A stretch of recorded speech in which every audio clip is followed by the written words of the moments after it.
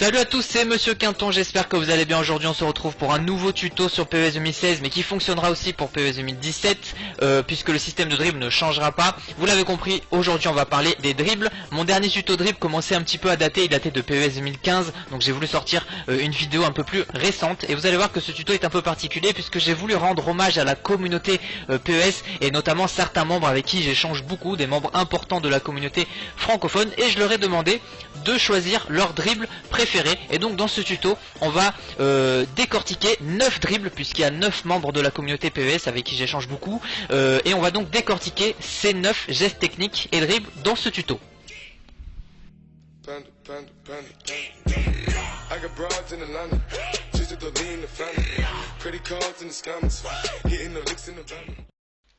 Allez, on commence par Oxydoom, un des premiers youtubeurs avec qui j'ai parlé sur YouTube quand j'ai créé ma chaîne il y a 1 an et demi. C'est quelqu'un de super sympa, il continue de faire des vidéos sur PES et aussi sur les jeux de voitures si vous aimez les voitures. Il a choisi la virgule, mais pour faire la virgule il faut que votre joueur ait la compétence virgule comme Paul Pogba ou Dani ici présent. Si vous essayez de faire la virgule avec Sani, elle va se faire une entorse, et pour faire la virgule c'est pas trop compliqué. Alors je vous invite à regarder le tuto dribble numéro 1 où je vous explique les bases du dribble dans PES. C'est pas quelque chose de forcément évident, mais quand vous avez compris le truc avec les sticks, vous vous rendez compte qu'en fait c'est simple. Pour moi les dribbles dans PES, il y a deux phases. Il y a la phase de déclenchement de dribble et la phase de sortie de dribble. Le stick droit sert à déclencher le dribble, donc la direction que vous allez donner à votre stick droit, c'est la direction que va prendre votre joueur dans un premier temps. Et ensuite le stick gauche, c'est la direction que va prendre votre joueur pour sortir du dribble. Par exemple pour le flip-flap, vous déclenchez le dribble avec le stick droit, vous l'orientez vers la droite si votre joueur est droitier, et ensuite vous sortez du dribble avec le stick gauche vers la gauche pour que votre joueur fasse un flip-flap. Si votre joueur a la compétence flip-flap virgule, il fera la virgule. Si votre joueur n'a pas la compétence comme Bakary Sagna, il va faire un double contact ou une entorse.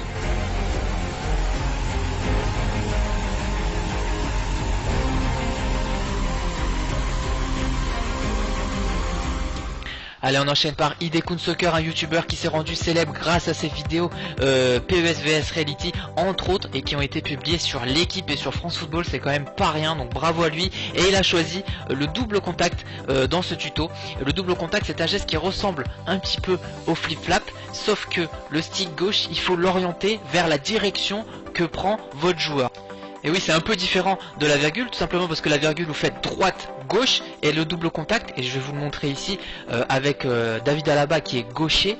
Donc le double contact c'est droite pour vous mettre le ballon sur le pied droit, donc le stick droit vers la droite, et tout droit avec le stick gauche. Donc c'est pas droite-gauche, c'est droite tout droit.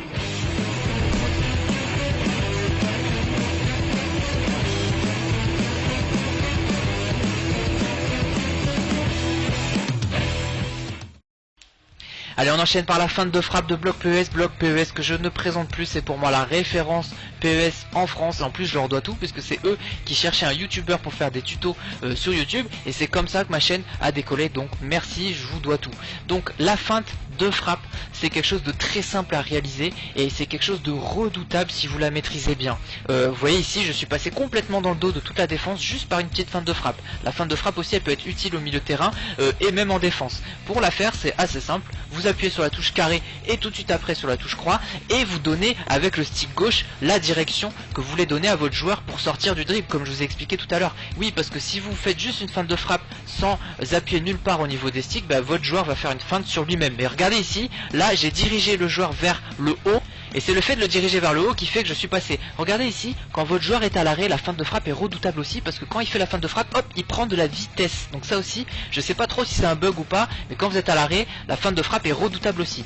Pour faire une feinte de frappe à l'arrêt, c'est-à-dire vraiment sans bouger, votre joueur vous le bougez plus, vous touchez à rien, et vous appuyez sur carré et croix pour faire une feinte de frappe vraiment à l'arrêt. Bon, franchement ça sert pas à grand chose, mais c'est vrai que ça peut amuser la galerie et ça peut surtout énerver votre adversaire.